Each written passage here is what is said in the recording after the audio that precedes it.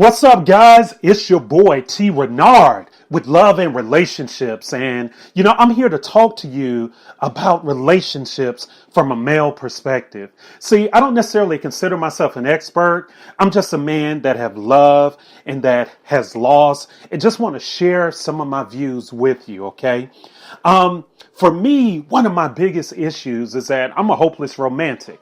I'm one of those that believes in falling in love and living happily ever after, right? Because for me, life can be difficult as a man. The world is coming at you from so many different levels. So my relationship has to be my place of peace, right? And so I relish the fact of having that phenomenal woman at my side. And so, guys, to be quite honest, just like many of you, I've made some poor choices in the past. So I'm here to share some of my experiences so that you don't fall for some of the pitfalls that I've fallen for in the past. So today we're going to kind of talk about something that I think is very important, and it's something I actually look forward to whenever I begin a new relationship. And that is never be afraid of that first fight. Now I know what you're saying. Okay, why should I be looking forward to that first fight? Or why should it be something that I'm not afraid of? Because, ladies and gentlemen, I tell you, it's going to tell you a lot about your mate and how they handle that first fight. But it's also going to tell you a lot about that relationship that you've built. Now, let me say this. Just because your mate does not handle it in the manner in which you feel they should handle it, that does not mean that that's not the mate. Or, you know what? Just because you feel that your relationship has holes in it, you see that now after that first fight. That doesn't mean you abandon the relationship. All that tells you is that, you know what? Now you know you got work to do, right? So for me, I'm never afraid of that first fight. I actually look forward to that because you know how it is when you first meet someone and it's the honeymoon stage and I love you and you love me and we're texting each other throughout the day. We're sending each other pictures saying I miss you, all of that, right? But then the shit hits the fan, y'all.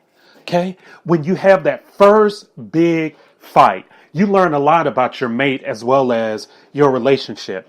Now, when I started this podcast, guys, you know that I had not too long just gotten married and was happy and, felt like I'd found the woman of my dreams.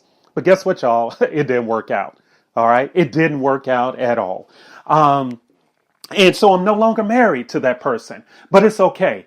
But in retrospect, I think about that very first fight.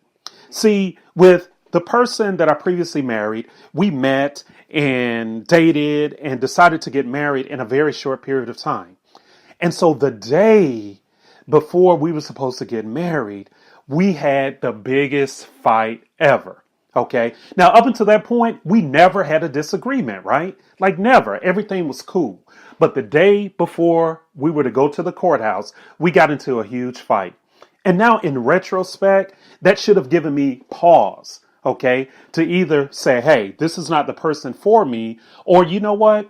We got work we got to do in order to build a solid foundation so that we would have a successful marriage. So what I'm saying to you guys is don't ignore the signs. Definitely pay attention to that very first fight and how it's handled.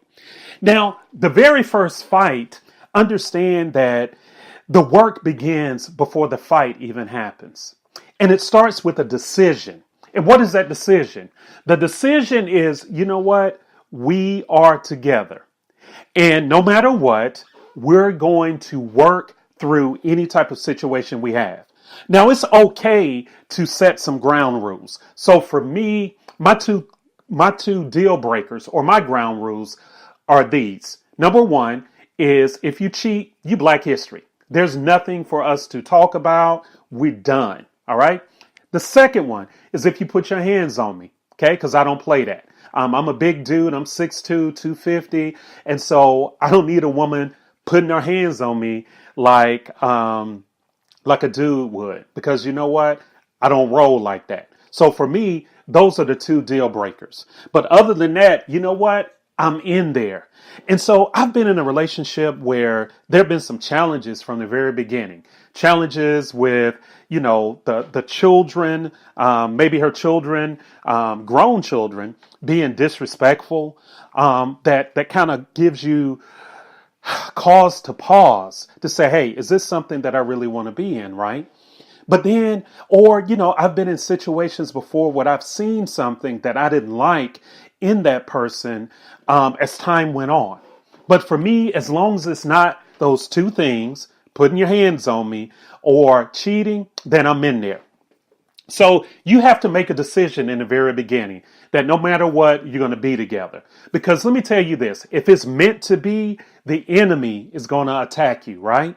So in my case, hey, I'm a Christian, so I believe that the devil is real, right? And I believe that there are spirits here that are meant to prevent you from having happiness in life. Right? So knowing that you're going to get that, you have to decide with your partner that, you know what, no matter what, we're together and we're going to see this thing through. Right? So you have to establish that in the very beginning. So when you have that very first fight, okay, you find out a lot about your mate. Is your mate the type of person that at the first sign of trouble is like, you know what, I'm out, I'm done, peace, right? Okay. You find out exactly how much that person cares or values about your relationship. And so you want to pay close attention to that. Or do you have the type of mate that will cuss you out when things get really, really bad? Speak to you so disrespectfully, like you're a dog on the street. Do you have that type of person? In my opinion, that's a red flag, right? Because I know that in a relationship, and if it progresses to marriage, then issues are going to become more intense. The love and the feelings are going to become more intense. So if you respond this way at the beginning, what are you going to do when we have so much more involved? Whether that's commingling of finances, whether that's homes, cars, children involved. Okay. What are you going to do when the pressure is applied? So pay close attention to that.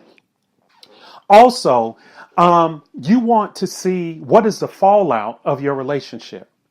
I had someone who I cared about deeply, right? That just basically cut me off one day, right? We had a disagreement and never heard from her again. And I'm like, wow. So for me, it was kind of disappointing because I was like, wow, I thought we were better than that. I thought that we were the type that, you know what, regardless of what happened, then we talk about things and we work that shit out. But not everybody feels that way.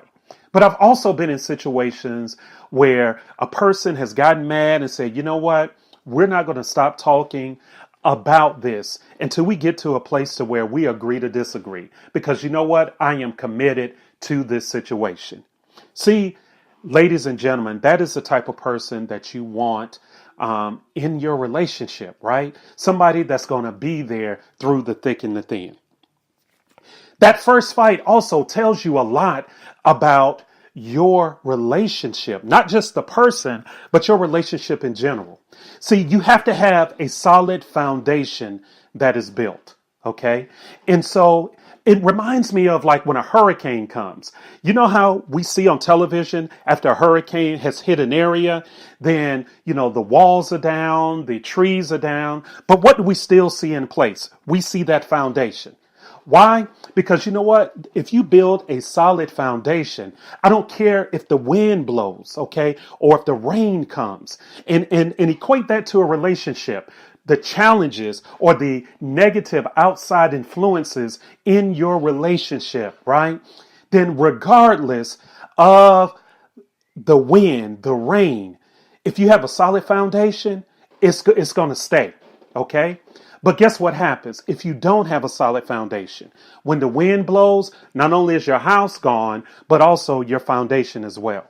So you're going to learn a lot about not only your mate, but your relationship through that first fight. And so this is what you do.